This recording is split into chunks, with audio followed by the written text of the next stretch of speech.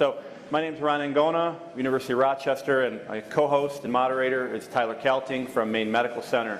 And we're really honored to be here today to be your host for the Legend Lunch. Our legend today is Bob Groom, a man familiar to probably everyone here. Bob, the definition of a legend, right? Truly amazing. And in fact, Bob actually brought the Legend Lunch to AMSEC about 10 years ago. So it's very fitting that he should be receiving it. He was a unanimous choice from the planning committee this year. Couldn't go to a more deserving person. I mean, so we'll get right into it here. Start with the accolades. I mean, this is incredible. Every award that's been given out by AMSEC, essentially 5 times the President's Award, editor of JEC for 10 years, treasurer for 6, every office in the American Academy, international presentations, publications. It really blows your mind. Clearly, Bob is a underachiever, right? So let's just get started here, Bob. If you look at this list, is there anything in particular that stands out to you that you're most proud of? You know, I look at this and I never really expected to do any of this stuff. You know, it's just kind of like you live your life and you work, and looking back, it kind of blows my mind a little bit. But I think I couldn't pick anything out of that list that was extra special.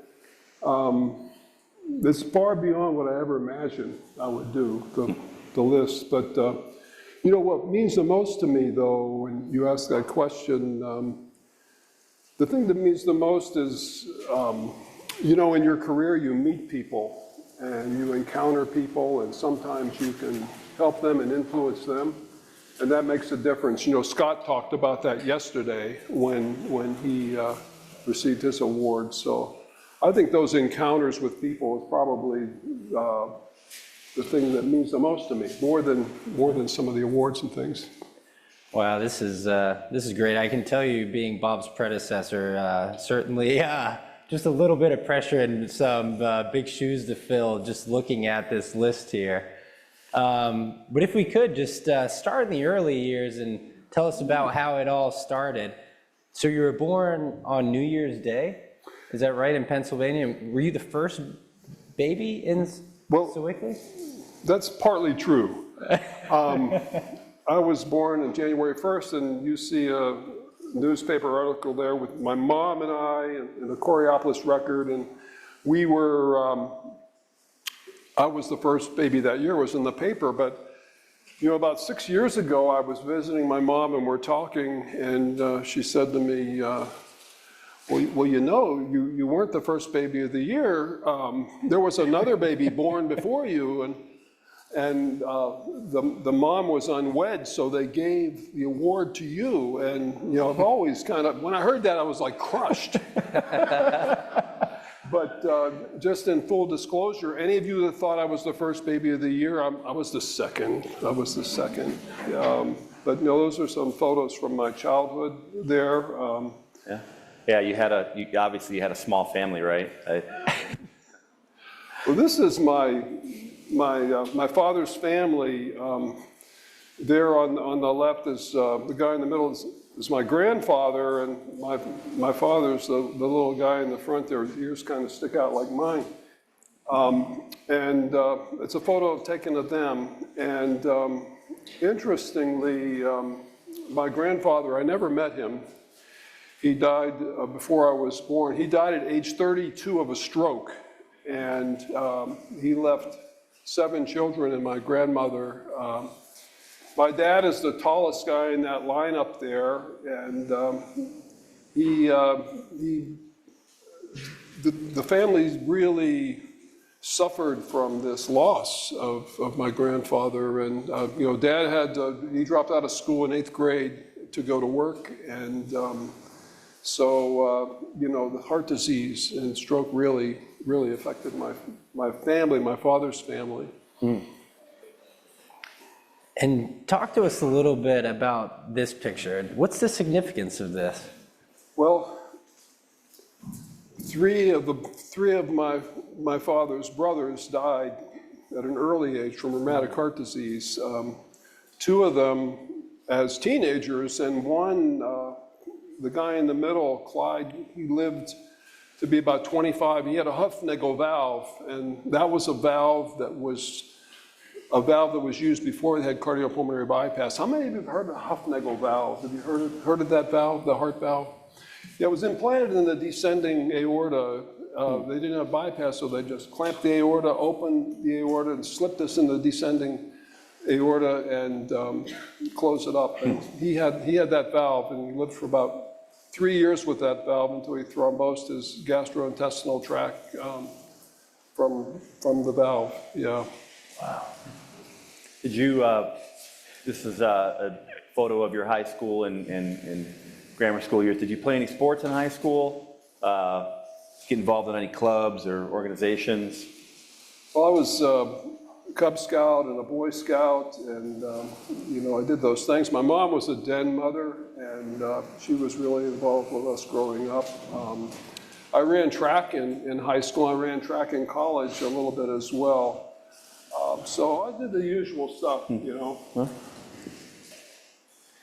So after you graduated high school, you did your undergraduate studies at Geneva College from 1973 to 77. And when I was looking at the pictures of this, I truthfully found just as many pictures of you and your wife, girlfriend at the time, Holly, as I could about your academia. But tell us a little bit about your time at Geneva and how you met your wife, Holly. Oh, wow. It was, I went to Geneva. Geneva's in western Pennsylvania, about 55 miles from where I grew up. And it was traumatic. It was traumatic. I nearly flunked out my freshman year. Really? I had a 1.8 GPA, and I felt, about this big. I really struggled in college and nearly flunked out. I think I took a photography class in the summer to bring my GPA up. It was really, but it was really a traumatic time. And I'll tell you, it was a hard time. And who's this gentleman that we see in the bottom of this picture? That's Calvin Freeman, and Calvin Freeman was my advisor. He was chairman of the biology department, and he had a very significant part in my life, and I'll just never forget about this. So my freshman year, I've got these horrible grades, and I'm fighting to get back, and I get this letter from Cal Freeman, who was my new advisor. He just started at the school. And this letter just, I was stunned when I got this letter. And I wish I had the letter. It said something to the effect that, I'm your advisor, and it doesn't look like your grades are matching your goals. I was a pre-med major. Yeah, I can see. He said, I want to meet you. I want to meet you and talk to you about what I can do. And, as a freshman with grades like that, I was ashamed to go talk to anyone. But Cal sent me that letter, and it just made me feel worth something again. It was really a really important letter that I received. Wow. So after Geneva College, you enrolled in the life support tech program at Inova Fairfax. How'd that come about, and what was the program like? I want to tell you a little bit about my wife first. Oh, I met okay. my wife. Yeah. Okay, all right, That's an interesting story. Yeah, sorry.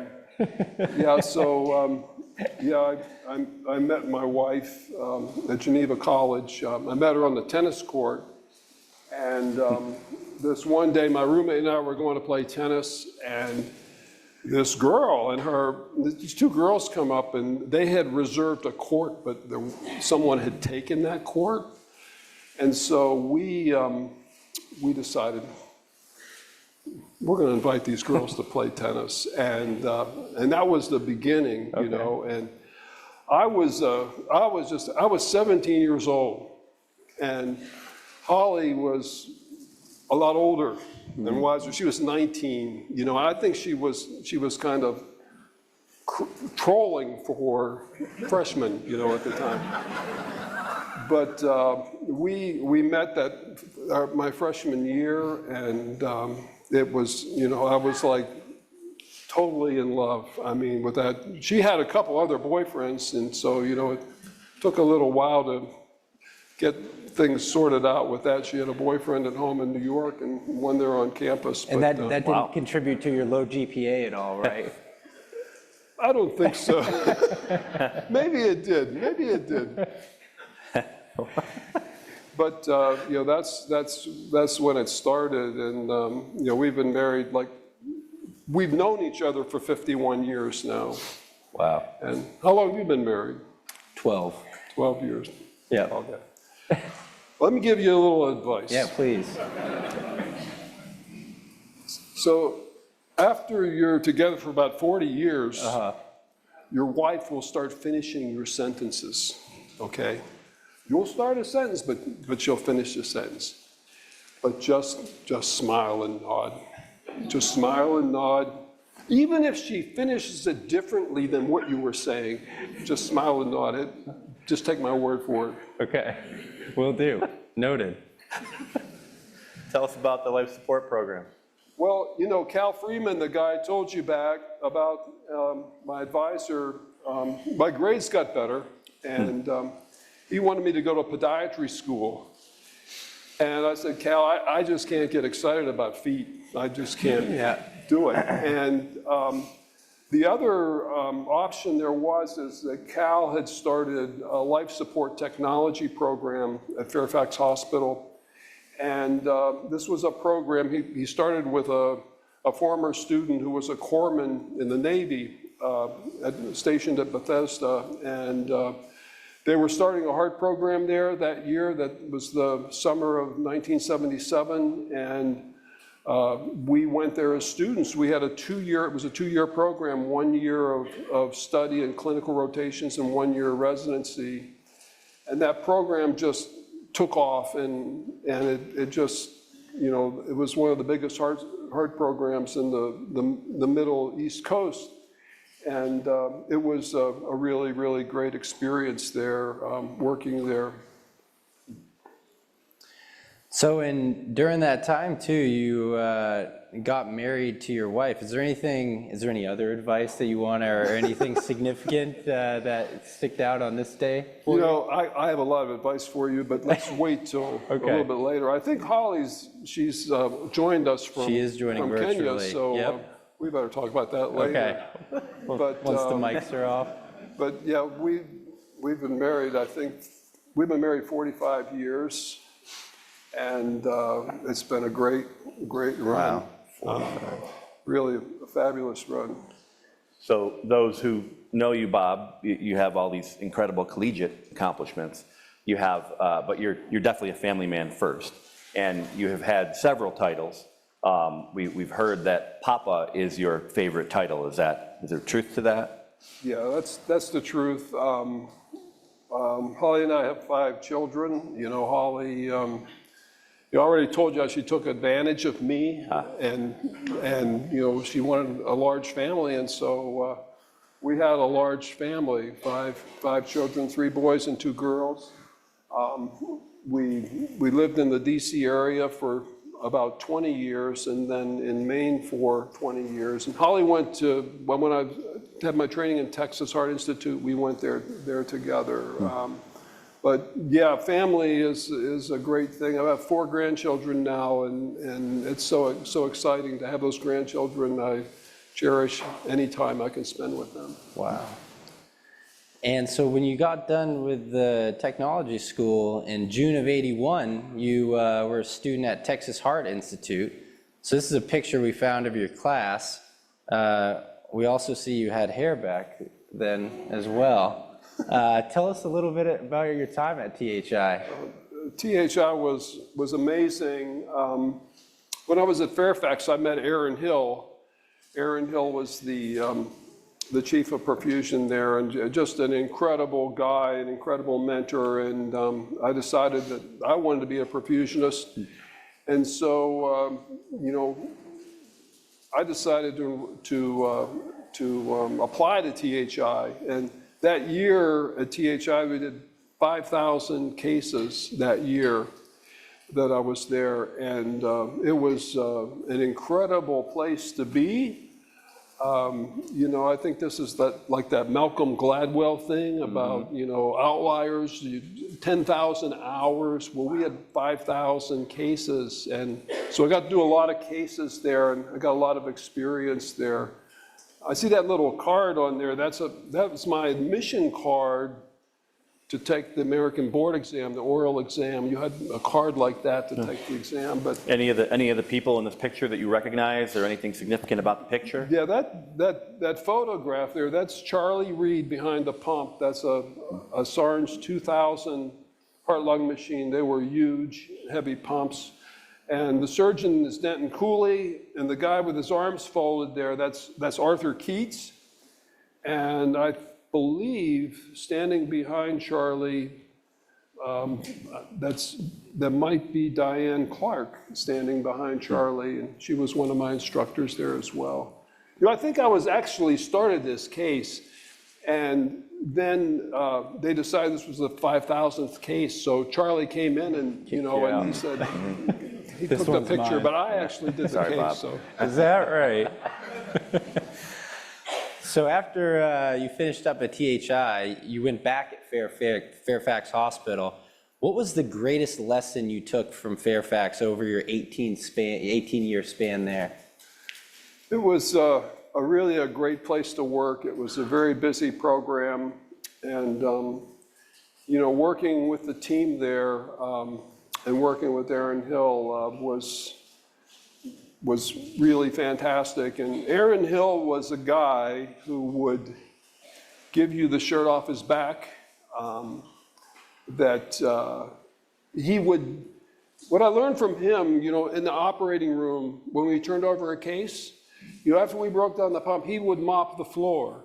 He would, whatever needed to be done, Aaron Hill would do. Whatever was needed to get the schedule done, to get the cases going, you know, transporting the patient, pushing the bed, whatever needed to be done. And the two things I learned from him, you know, in addition to just a lot of wisdom, clinical wisdom, I would say are that, you know, no job is above you, that in the operating room, everybody should be doing what they can for the patient and to make others successful. And, you know, I took that away from working with him. And, you know, his kindness to me and generosity to me, years after I left there, I could call him and he would find time to talk to me and help me.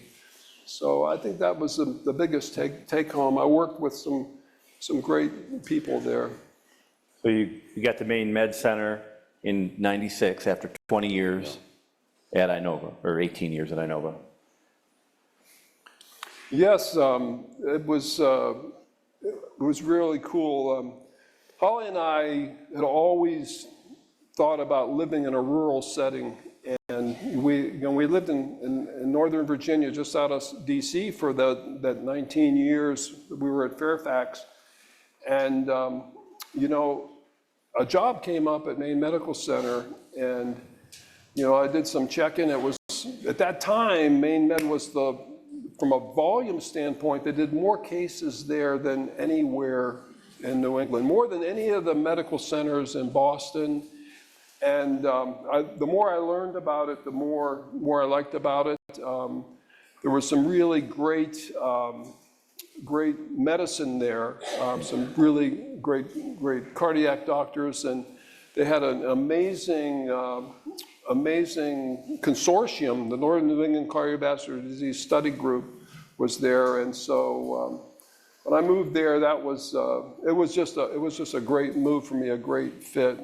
And this is for those that haven't been to Maine, this is a famous sign when you cross the border from New Hampshire to Maine. Yeah. And it says, "Welcome to Maine, the way life should be." So I'm glad you mentioned that, Tyler. I'll never forget, I'm driving this 28-foot U-Haul late at night, and it's raining, and my windshield wipers are going, and I cross that Piscataway Bridge, and I see this sign, and I'm like, what does this mean?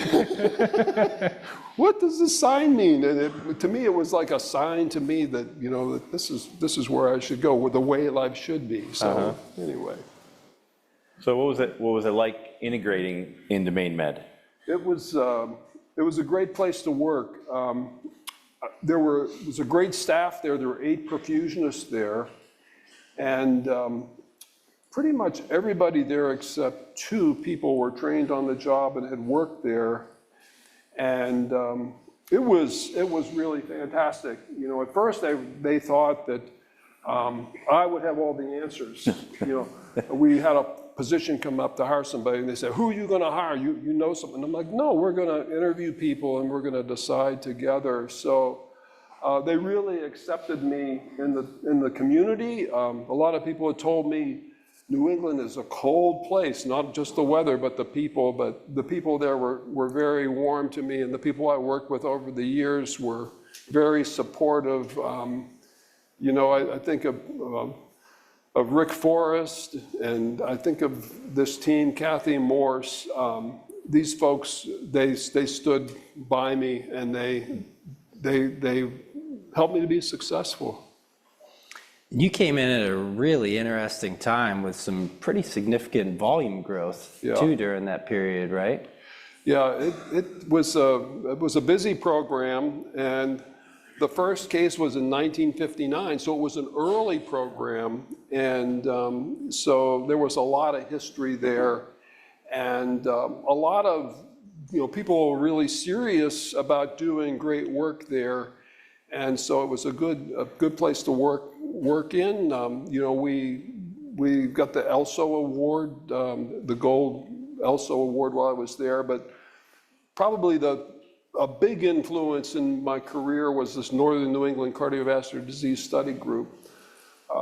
It was just this amazing consortium, and this is the grandfather of Perform. I think it's safe to say that, Donnie. I don't know if you agree with that or not, but yeah, okay. Yeah. It was a consortium, and it was 7 hospitals in New England, and we had a registry for cardiac surgery. We had a registry for PCI, and a registry. We started a perfusion registry in 1995, and it was just great being there. Yeah. So talk about your research a little bit. A little bit of a lead in there. Pretty amazing. We listed all the publications and the sheer number, but many of these studies that you were involved in or published are landmark studies in the field here. Well, this particular paper, this is the first paper out of our registry, and I think this might even be pre-Donnie Lakowski, yeah. But we had a perfusion registry. We had 5,400 cases, I think, in the registry, and we had collected all these perfusion parameters. And the first paper we wrote from the registry was this lowest hematocrit paper. And it was very controversial at the time because a lot of people were saying that we have to eliminate transfusions. And a lot of people interpreted this as we were saying that you needed to transfuse patients. But what we found was this association between hematocrit, lowest hematocrit on bypass, and mortality. And it was an interesting finding, and this is before all the DO2 stuff, but it kind of relates to that.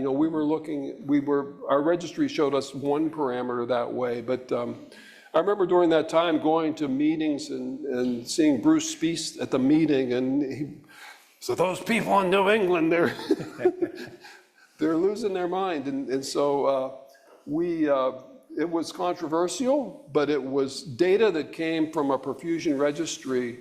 And I think this paper has been cited about 400 times in the literature, and it was sort of a demonstration that data from perfusion you could learn something from that. You could learn how that linked to outcomes. Mm-hmm. And you also took a really deep dive into quality and research to the point you decided to actually go back to Dartmouth while you were the chief at Maine Medical Center. Tell us a little bit about that. Yeah, it was 2003. At Dartmouth, they had a program called the Center for Evaluative Clinical Sciences, and Donnie was part of that program. I think you maybe a year or two after I was there, Donnie came there, but it was a very amazing place to learn. And their goal was to teach people to manage, to measure, and improve healthcare. And I had some incredible mentors there. One is Jerry O'Connor, the guy on the right, is an epidemiologist, and he started the Northern New England Consortium. And this guy, Donnie and I, this was our mentor. This is a guy that inspired us and just really got us excited about looking at variation. You know, I was so impressed seeing the presentations from Perform and hearing the presenters talk about, look at this variation. Look, I could just hear Jerry speaking, you know, variation is opportunity. It's a natural experiment. And so that was really exciting for me. And the guy on the left, the other guy, that's Paul Batalden, and he was one of our professors, and he taught a course called Clinical Microsystems that really helped me to understand more about quality improvement. And you know, he was a great mentor, and he wrote a lot about healthcare improvement. And you know, that saying, every system is perfectly designed for the results that it gets, that came from Paul Batalden, that came from him. But I TA'd his class for 2 or 3 years after I graduated. I loved that microsystems class. This is another landmark paper in circulation, Bob, right? GME? This was a lot of fun. Donnie and I worked on this project, I think it was 7 years, and Donnie had this idea, this model to do this in intensive monitoring during surgery. And we created a model where we would collect all the physiologic data from the physiologic monitors every 20 seconds. We measured transcranial Doppler, we measured cerebral saturation, and we had a video camera on the field. We also had Dopplers on the venous and arterial lines, so we could look at emboli coming from the circuit. We could look at emboli coming into the circuit from the venous line, and then we could count bubbles in the middle cerebral arteries. And we did this for about 7 years. I think it was a little over 300 patients that we did, and we published this paper. And one of the things that we did during this was we looked at the published evidence on how to reduce bubbles with filtration and with different things, and we looked at things that cause bubbles. We reduced about 88% of the GME from the circuit, and from the first cases we did and we reduced about 77% of the emboli that we detected in the brains of these patients through transcranial Doppler, and it was a real blast, and we learned a lot through that, and it was fun stuff.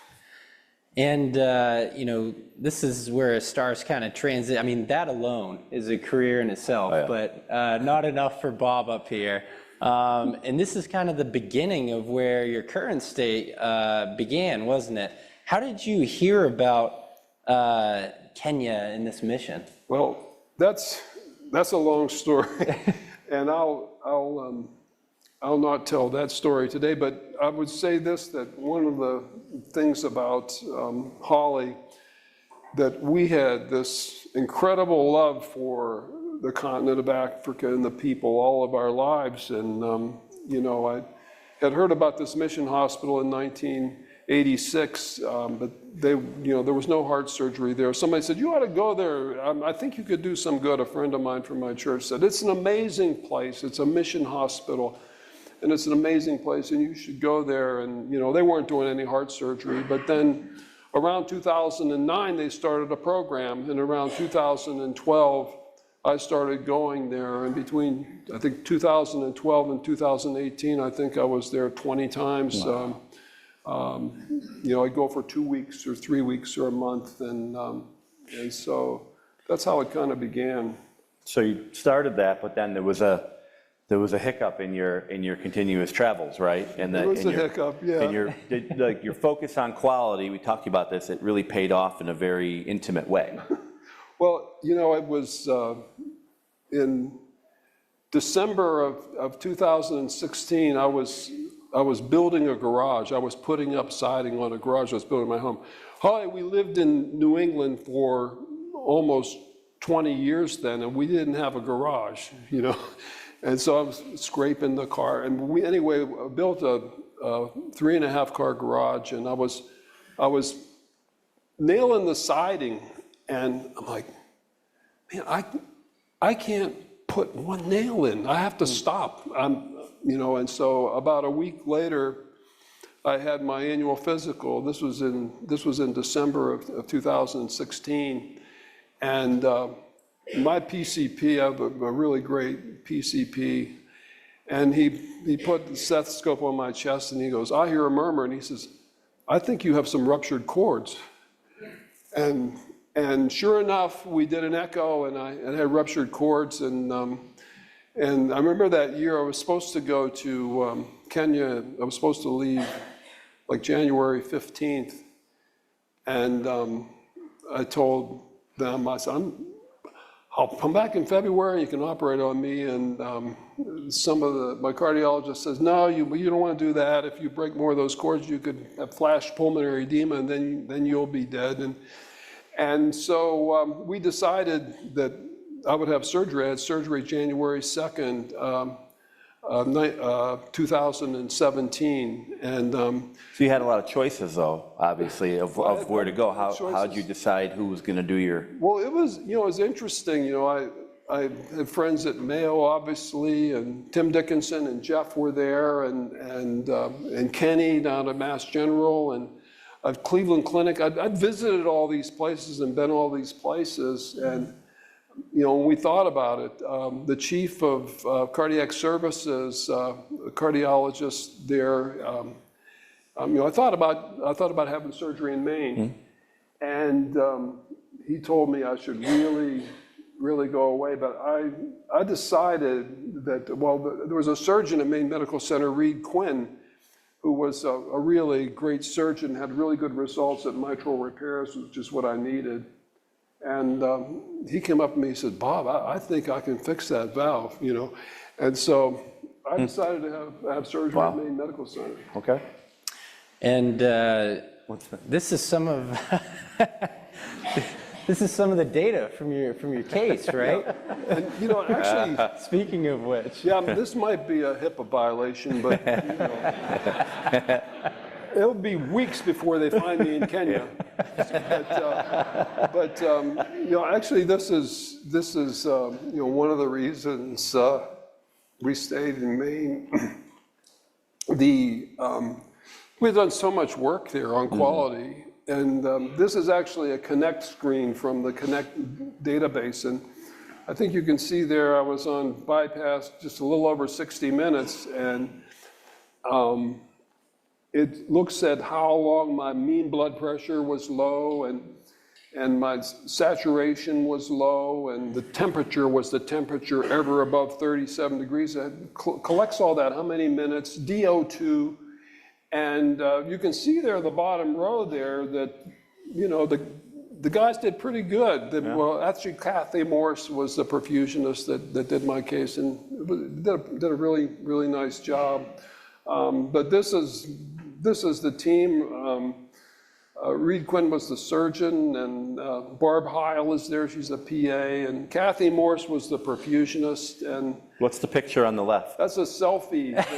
in the middle of the operation. They took the camera and they took a selfie of the team. So it was fun looking at that. I think that's like an extra thing. You don't usually get that during surgery. No, I don't think so. That's not the standard at Maine Medical Center, right? No. But it was a great experience, and you know, the question came up, you know, we had a new guy, Norm, who started working with us in December, and he's like, well, Bob, who's gonna pump your case? And you know, I'm thinking, not you. No, no. Actually, I said to him, you know what? Whoever's scheduled in room 2 on January 2nd should do my case. And you know how it is when you're at work at a place, anesthesia wants to know who you want for anesthesia and critical care. And I said, you know what? Whoever is scheduled, that's cool with me. That's really good for me. If I'd picked somebody, you know, a perfusist, then I would have said I wasn't doing a very good job if there's somebody I wouldn't be comfortable with. Right. But it all worked out really well. Kathy Morse did the perfusion. Yeah, and it turned out to be exactly just that, right? Just a hiccup. And then you kind of went right back into your mission work. You know, out of all the countries, you know, we hear people up on this stage, they do, a lot of people do mission work. Why Kenya out of anywhere else you could have gone? Well, you know, it's why Kenya? I would tell you the reason for that.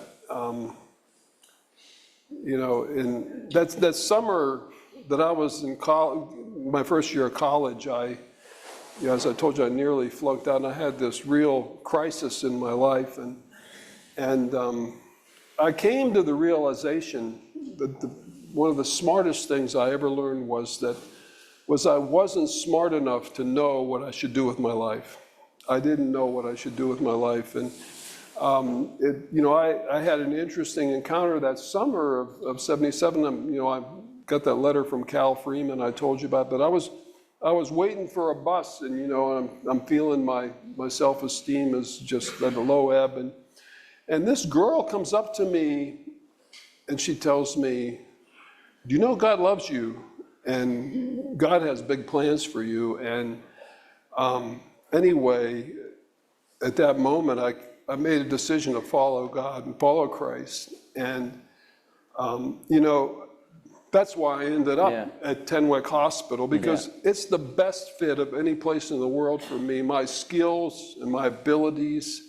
And I truly believe that that when I made that decision when I made that decision at 17 years old to say, you know what, I don't know what I should do, and I am in the right place, and you know, I've had this great career, and I credited most of it to that. Mm-hmm. Wow.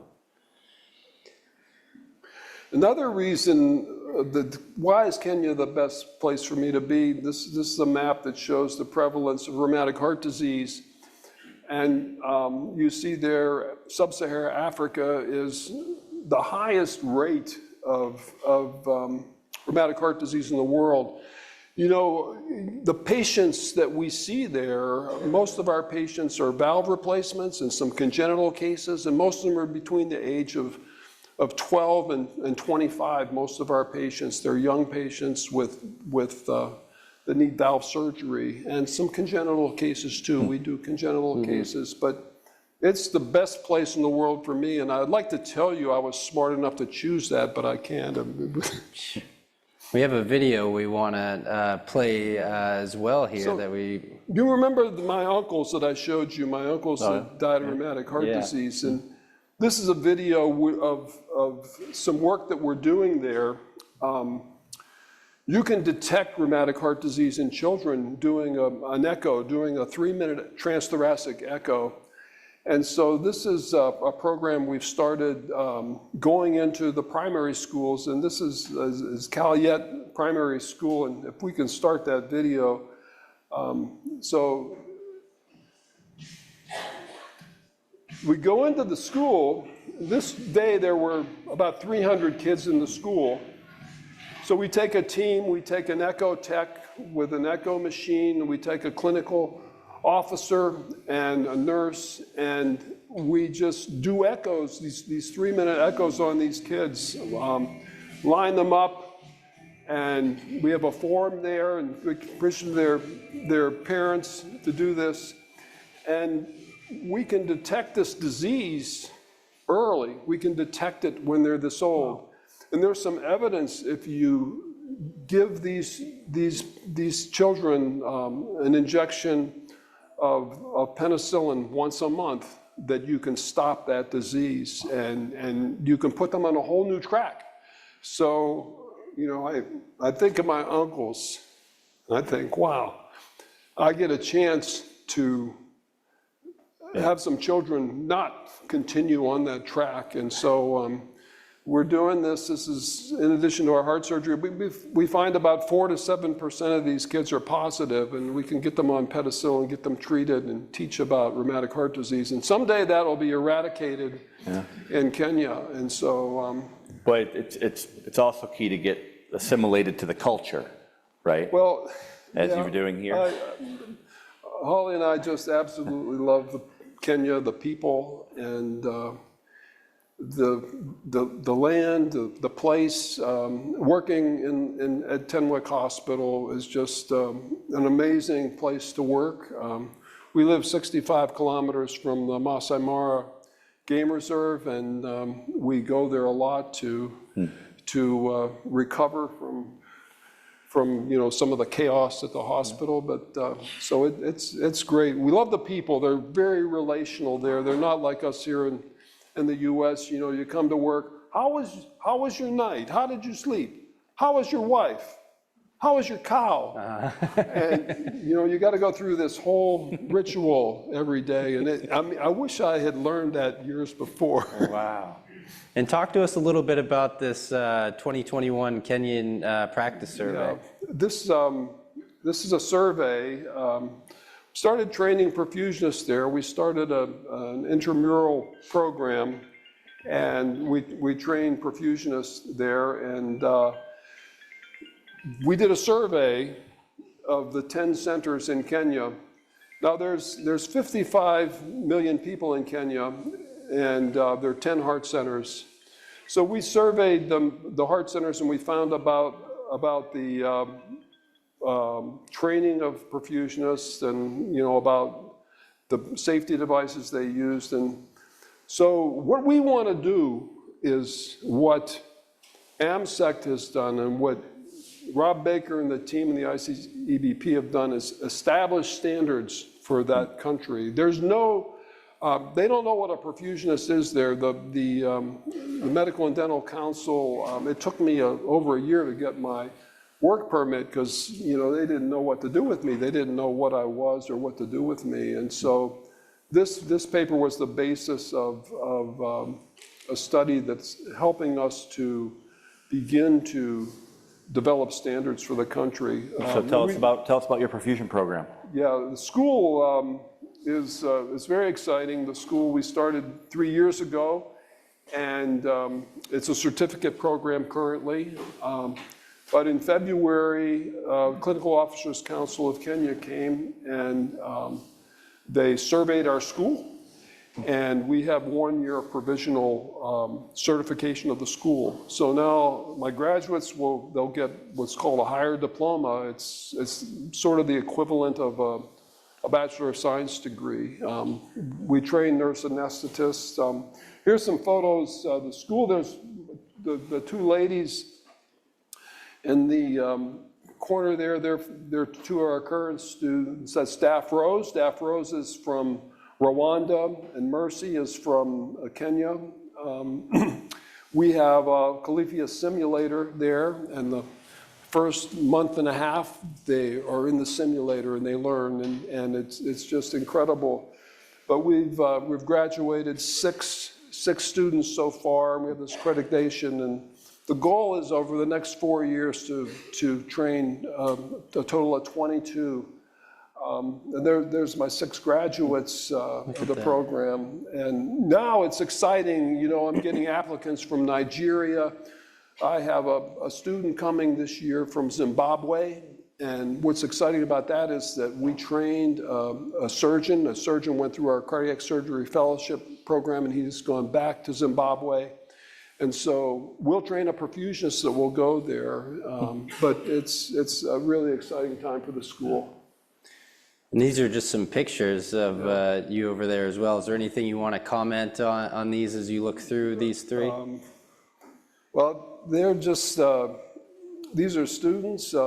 This Aaron Corrier in the red hat, and he did a fantastic job. He's the best one at operating the simulator now. So, you know, we trained him, and now he's teaching. In the center photo there, you see the guy that's in the front. That's Philip, and you know what? In 3 days after I get back, he and I are going to Malawi on a mission trip. Oh, wow. So it's like, Malawi is a country with 19 million people, and in November we did the first 6 open heart surgeries in that country. And we're going back. We're going to do probably 8 cases the first week of April, the first 2 weeks of April. And he will be doing that. He'll do that. One of the other guys, Ignatius Ruto was here at this meeting. Some of you may have met him at the meeting. It was a meeting in St. Louis. Right. And he's currently in Egypt doing a 6-week fellowship at the Magdi Yaqub Heart Center. So that's kind of cool to see these guys just having fun. You sent us some amazing pictures of the new Heart Center. I mean, they're just really mind-blowing here. What do you? We built a heart center. Currently, we do about 250 open hearts a year. We have one room that we have 4 days a week, and we built a heart center. It will have 175 beds.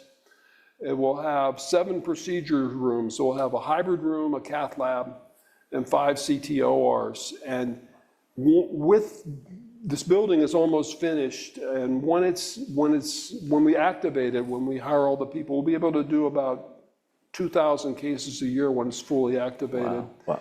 And everything is state of the art. That's all. It's With a pretty good view. Yeah, not a bad review for the ICU there. You see the mural with the elephants. That's one of our ORs. We have one wall in each OR that's a mural of a nature scene with a verse of scripture, and with pendants. It's a state-of-the-art OR. Wow. Like you said, it's amazing. Oh, this is a newspaper article from the first open heart procedures in Malawi. We did that in November, a team, and that's kind of exciting.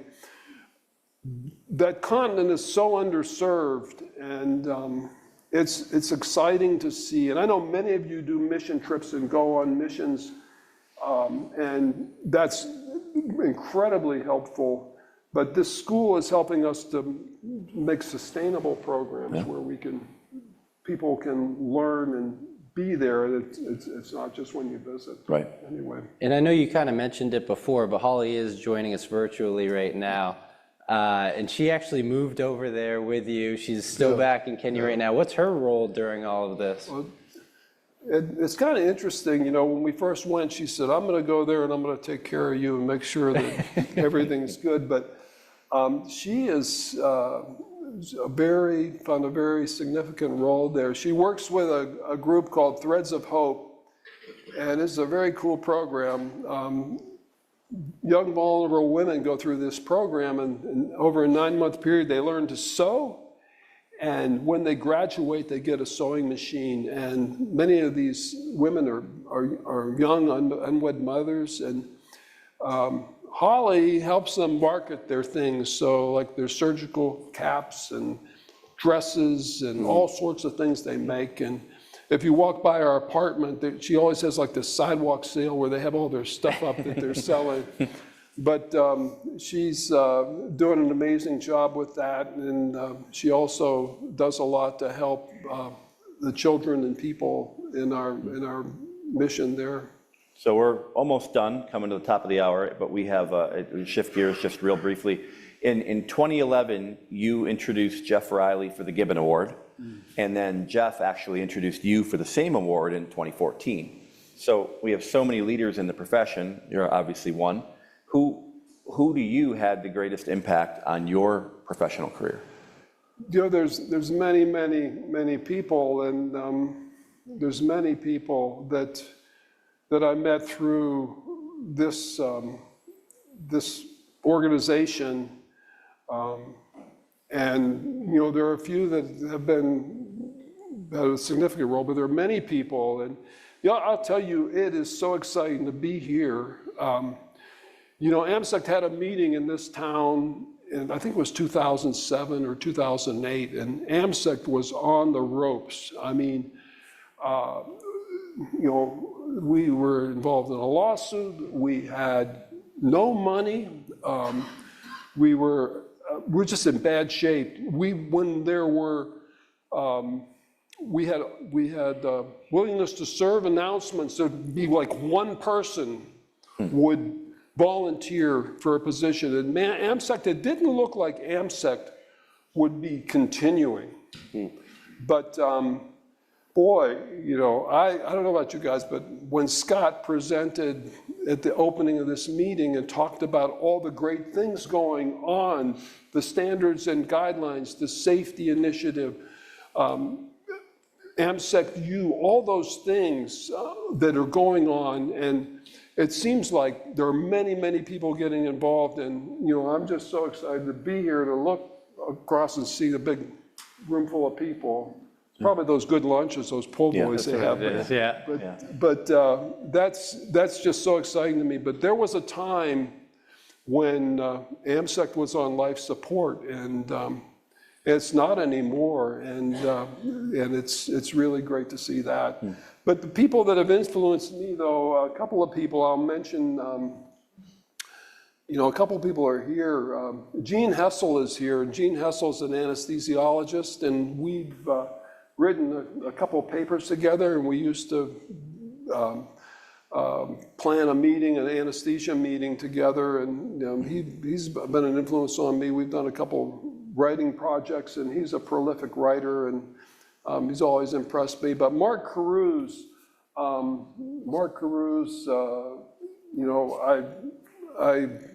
presented a lot of paper and published a lot of papers from AMSEC when I was involved with AMSEC, and he edited a lot of those papers, and he really helped me learn how to write, and he was involved in a couple early studies. And Aaron Hill, who we've mentioned, probably has had the biggest influence on me, but many, many others, including Jeff. Jeff was a real mentor and role model to me.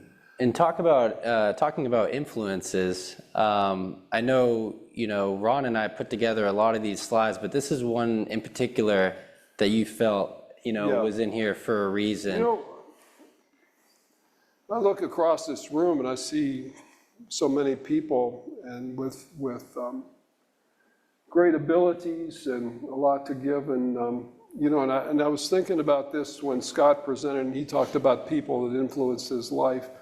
But, I think that in our lives, we have these divine appointments when we meet somebody that changes everything in our life. And I believe that God gives us these divine appointments. And I want to tell you a story about, Colin and I were coming to the States in August, and we have this thing we do on the field. Everybody comes and prays with the person that's going home. And Paul and I were coming to the States, and people were praying for me. And I got the sense that there'd be a lot of really interesting things happen when I was in the States. And in August, we got here, and I got an email from Val Sleeth, and she's the wife of a pediatrician on our field. And she said, "Bob, I got this message from one of my friends in Honduras, and she has a 6-year-old son. She's had a 6-year-old son, and he hasn't been able to leave the hospital. He's got a big VSD, and he hasn't been able to leave the hospital." And she told me that she was told that they need an FX05, they need a neonatal tubing pack, and they need a hemoconcentrator. This hospital doesn't have those things, but they have them. They can operate on him. And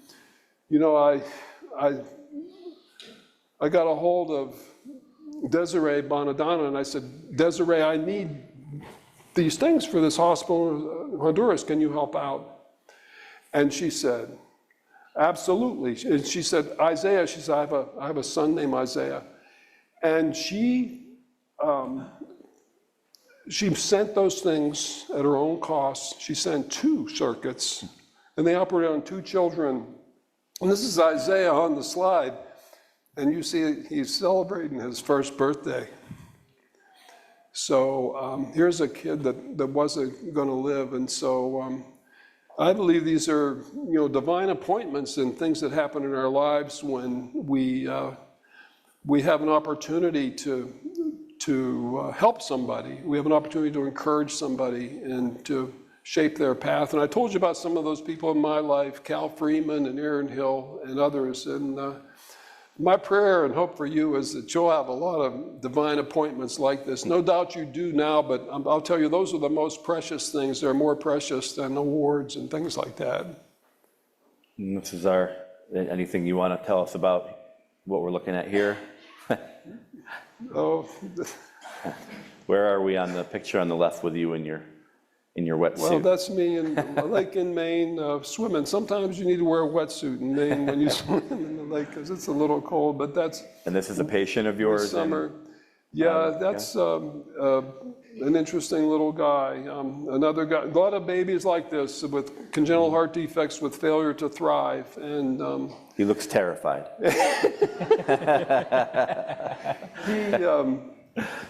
he did marvelously. He's a very special little boy, Travis. And I met him and his mom, Holly and I met him and his mom at a village way off near Tanzania. And she came up to me after this church service and said, my little boy's not eating and he sweats. And I said, you know what, you need to bring him to Tenwick Hospital. And so we arranged for Travis to come, and sure enough, he had a big paramembranous VSD. And he had surgery, and he was, I think he was 4 kilos at 6 months, and now he's growing. And, his mom brought him for a checkup, and they brought Holly a rooster for a present. So she and we got a call from them last week, and they said, you know what, we're having another boy, and we'd like you and Holly to give him his English name. Oh. So it's kind of cool, the story about Travis, but we just love it there, and it's a great place, and I appreciate many of you keep track of me and write to me, and I write to you, and I thank you for your encouragement and support. And anyway. So we've talked for a while here, and Tyler and I had our questions. We've got just a few minutes here. If there's anybody in the crowd who wants to come up to a mic and maybe tell a story or a way that Bob has shaped their career, influenced them, mentored them, invite you up real quick.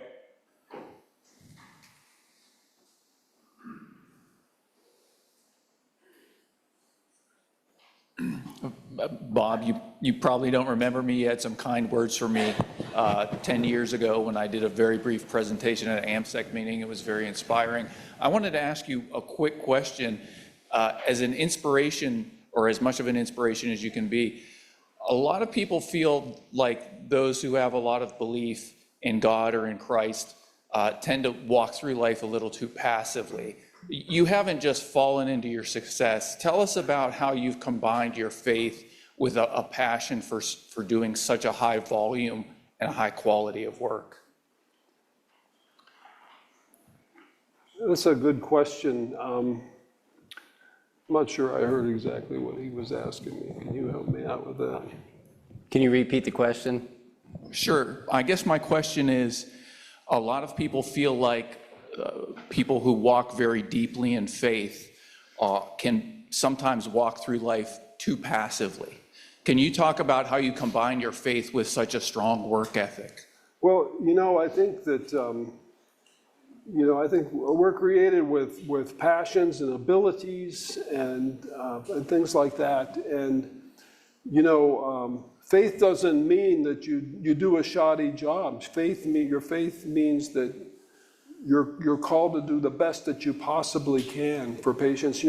I work in the operating room I work in, you wouldn't believe it. We have like one heat pump in the room that cools it a little bit, and it's just a very meager and a very, very simple operating room. But before each procedure, everybody in that room prays for the patient. And, we ask God to join us and help us and to guide us and to protect the patient from infection and all those things. But those people that I work with, I tell you, they are serious about doing the best they possibly can with what they have. And so, I think that faith doesn't allow us to be shoddy, but to do the best we can and to use our abilities to the best that we can for those that we're serving.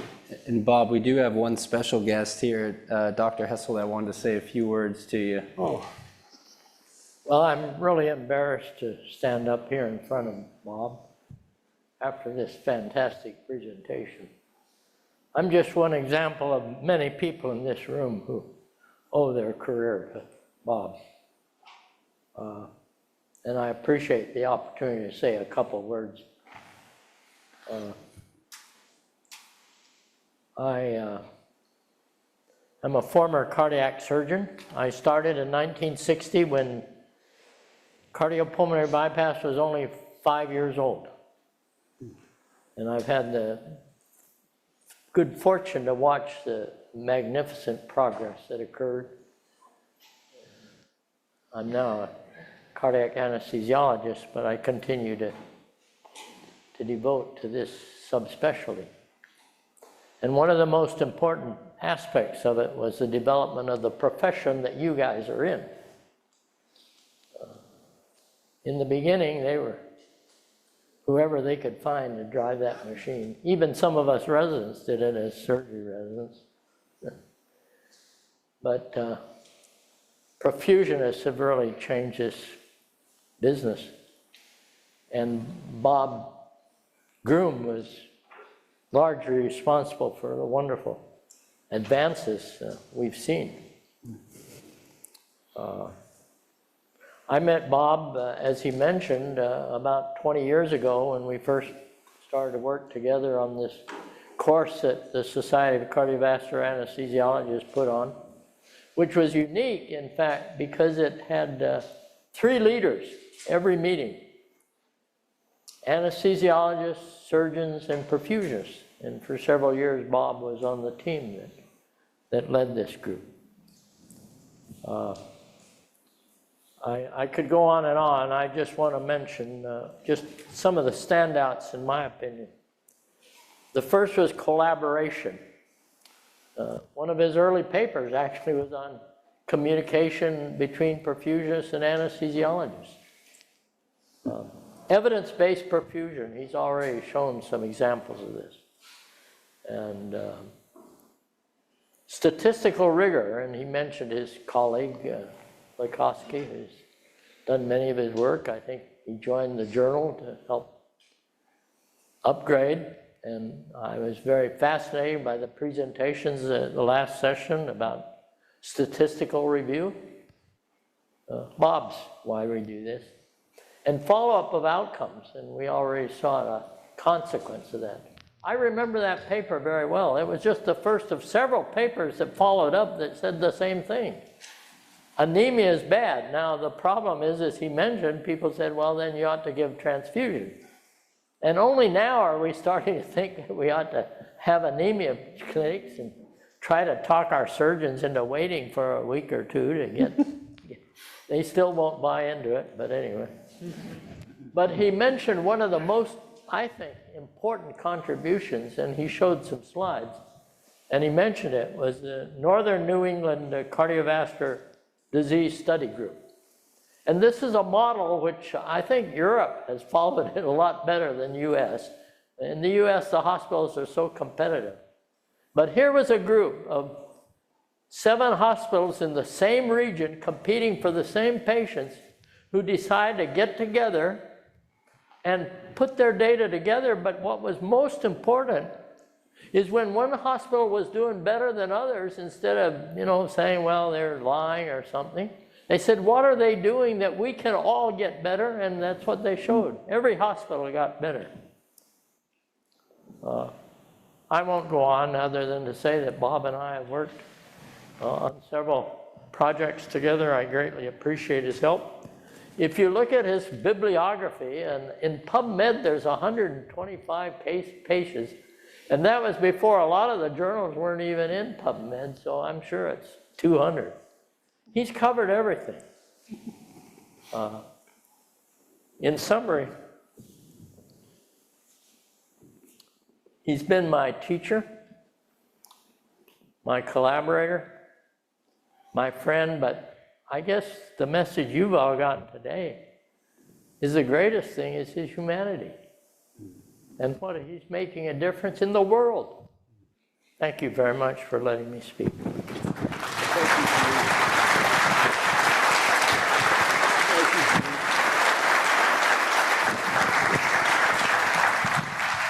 Thank you, Gene. That's a big surprise. I thought you were coming here for the journal meeting. And we're a little over on time, but I know, Donnie, you wanted to say a few words to Just wrap a it. couple. Yeah. Just a couple. So Bob actually is the first perfusionist who I ever met, who was gracious enough to give me time, his time and insight, and then also to introduce me to the passion around perfusion. So I wanted to grace you and thank you, and they now know who to blame for me. The other one is just the vibrant energy and enthusiasm you have for new discovery.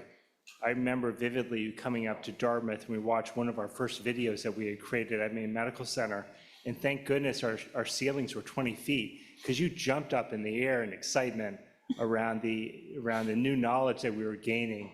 And it's contagious. And besides the gifts of knowledge and enthusiasm, your gift of being humble and inspiring others to learn in the passion and friendship is, I think that's what one of your greatest gifts are. So thank you from me, and thank you on behalf of others who you've actually touched and inspired. Really quick. Super quick.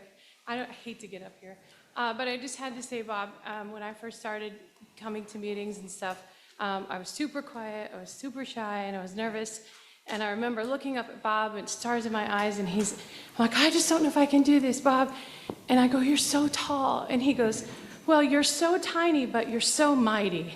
And, and I just remembered that, and that's just what I love about meetings, is that you meet one person who makes one simple comment, and it changes the trajectory of your life. So thank you, Bob, for being a mentor to a lot of people in this room, and that's why I love meetings, because we have a good time and we get mentored by people that make a difference in our lives. So thank you. Thank you.